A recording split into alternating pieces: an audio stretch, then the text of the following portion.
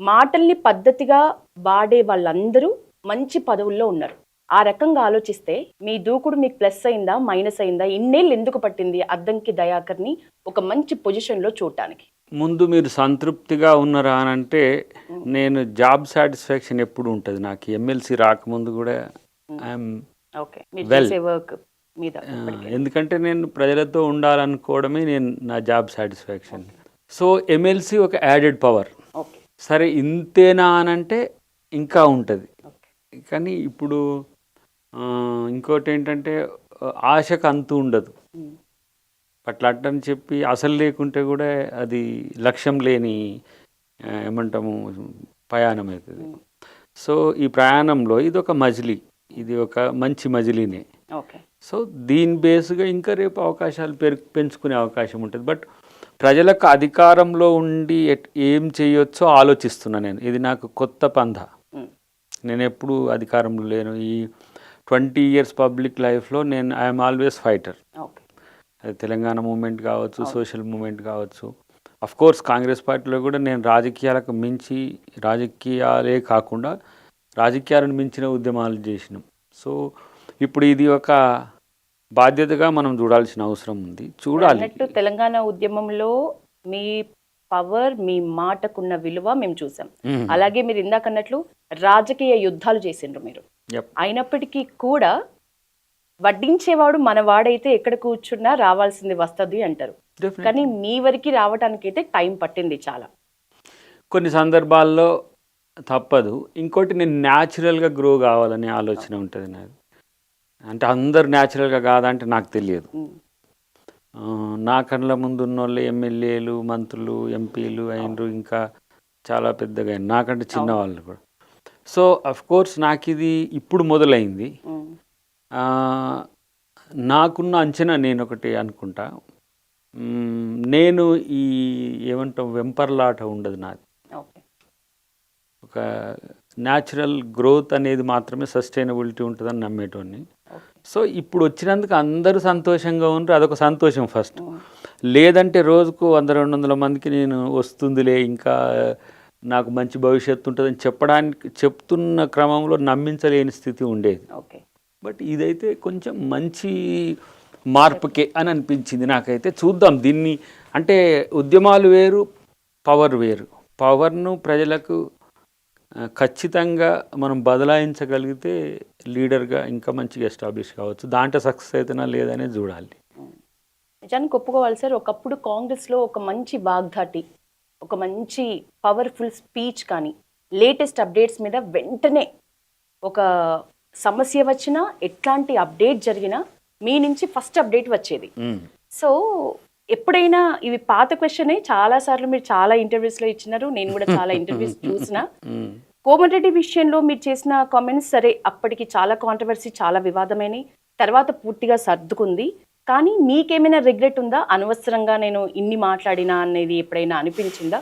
ఆ వ్యక్తిగతంగా కోమటిరెడ్డి గారు నాతో ఉండే తీరుకు, నేను స్పందించిన తీరుకు మాత్రం ఇబ్బందికరంగా ఉండే. ఓకే. అంటే వ్యక్తిగతంగా నాకంత వ్యతిరేకంగా కక్షపూరితంగా ఉండడు. నేను కూడా ఎప్పుడు ఉండను.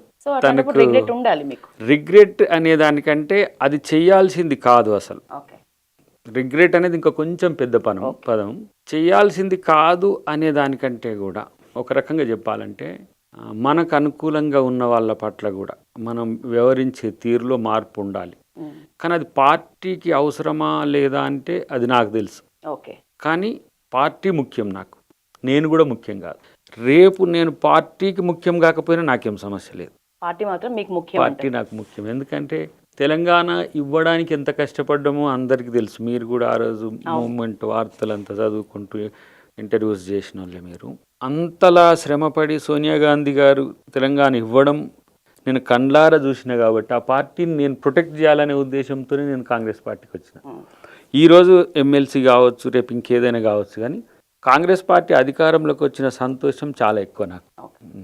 దానికి నేను అనుకున్న నాయకుడు ముఖ్యమంత్రిగా రావడం ఇంకా ఇంకొంచెం సంతోషం. అందుకని ఎప్పుడైనా నాకు అవకాశం వస్తుంది అనే దాంట్లో నేనేం పెద్దగా. ఆ టైంలో మీకు ఏమైనా మీ బాస్, ఇప్పుడు మీరు అంటున్న ప్రస్తుతం ముఖ్యమంత్రి రేవంత్ రెడ్డి మీకు ఏమైనా సలహాలు ఇచ్చినారా సార్ కోమటిరెడ్డి ఇష్యూ టైంలో? ఎప్పుడు ఇవ్వడు. ఉమ్, ఎలక్షన్స్ అప్పుడు మాత్రం మనం చాలా జాగ్రత్తగా ఉండాలనేది చెప్తుండే. ఇద్దరం కలిసి హెలికాప్టర్లో పోయేటప్పుడు ఎప్పుడో ఒకసారి ఆ సందర్భం వచ్చినప్పుడైనా చెప్తుండే ఉమ్, ఎక్కువ మెసేజ్ పోవాలన్నట్టు, తక్కువ సమయం. ఎందుకంటే రోజు ఒక 2-3 మీటింగ్స్ ఉంటుండే. ఆ టైంలో నేను తను మాట్లాడాల్సి వస్తుండే కదా అప్పుడప్పుడు, ఒక 2-3 మీటింగ్స్లో. అది ఎందుకంటే ఆ టైంలో ట్రోల్స్ చాలా ఎక్కువ అవుతున్న టైం. ఏ మాత్రం ఒక చిన్న మార్పు జరిగినా సరే అది పెద్ద చేంజ్ అవుతుంది అనే ఉద్దేశంతో తను మాట్లాడుకుంటూనే రెస్ట్ తీసుకుంటూనే చెప్తుండేదా ఇట్లా ఇట్లా అని చెప్తుండే. ఏ అంశాలు ఎక్కువ స్ట్రెస్ చేయాలనేది. తర్వాత మేమిద్దరం కలిసి తిరిగేదానికంటే నువ్వు విడిగా తిరిగితే మంచిదని ఒక ఆలోచన చేసినప్పుడు కూడా కొంచెం సంబాల్కే, ఎందుకంటే కొంచెం నా ఆవేశం ఎక్కువ. ఆయననేమో తన ఆవేశాన్ని కంట్రోల్ చేసుకోగలడు, దాన్ని మౌల్డ్ చేయగలడు, చాలా టిపికల్గా స్పీచ్ ఇవ్వగలడు. నేను అది స్ట్రైట్ లైన్ మెథడ్ ఉంటుంది నాది. సో అలాంటప్పుడు కొన్ని అట్లా సూచన. వెంకటరెడ్డి గారి విషయంలో అసలు తను ఏమి కూడా చెప్పిన అంశం ఉండదు, నాకేమి గైడ్ చేయలేదు. జస్ట్ ఏంటంటే నల్గొండ మీటింగ్ కాబట్టి దయాకర్కి అవకాశం ఇచ్చిండ్రా అని అంటే అప్పటికే జాన్ రెడ్డి గారు మాట్లాడిండ్రు, ఉత్తమ్ గారు మాట్లాడిండ్రు, స్టేజ్ మీద ముఖ్యులంతా మాట్లాడిండ్రు. లోకల్ కదా ఒక 2 minutes ఇవ్వమని అన్నాడు, అంతవరకే. ఇప్పుడు ఎట్లుంటుంది సార్ మీ బాస్తో మీ ర్యాప్? అట్లనే ఉందా? అంతే. ఇక నా టాస్క్ కంప్లీట్. ఒకటి ఏంటి, కాంగ్రెస్ని అధికారంలోకి తేవడం అనేది ప్రధానమైన లక్ష్యం. దాంట్లో తను అయితే ఛాంపియన్గా ఉండగలడు అని నాకు ఒక నమ్మకం. తను కాంగ్రెస్లో లేనప్పటి నుంచి కూడా మేము కలిసినప్పుడు కూడా ఇది తనతో అనేటోళ్ళం. సరే, ఆయన కాంగ్రెస్కి రావడం అనేది ఇంకెక్కువ బలాన్ని చేకూర్చింది, కాంగ్రెస్కు బలాన్ని చేకూర్చింది, తనకు ఎక్కువ బలం వచ్చింది. సో ఆ ర్యాపో ఎప్పుడు మేమేదో కలిసి డిస్కస్ చేసుకొని ఏదో మిషలు మొత్తం ఏంది ఇట్లా పొగలు వెళ్ళే చర్చలు ఉండవు. వేవ్ లెంత్ సేమ్ ఉంటుంది, థింకింగ్లో సేమ్ ఉంటుంది.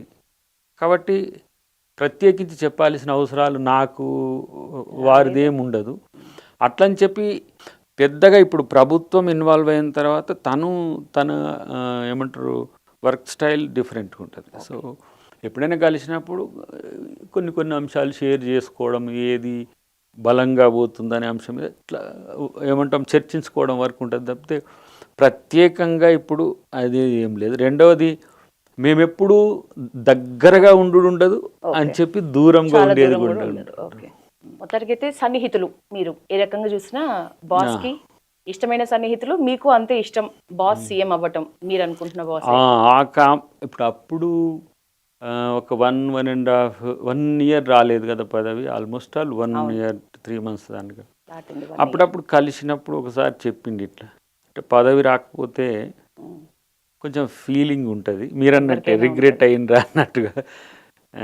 బట్ లైట్గా తీసుకోవాలి, సమ్ టైమ్స్ అట్లా అవుతుంది అని అన్నప్పుడు నేను చెప్పిన, నీకెప్పుడు వీలైతే ఎప్పుడు సమస్య కానప్పుడు నాకు అకామిడేట్ చేయి, అది కూడా అధిష్టానానికి శ్రమకిచ్చే గుర్తింపునే ఇయ్యమని చెప్పి.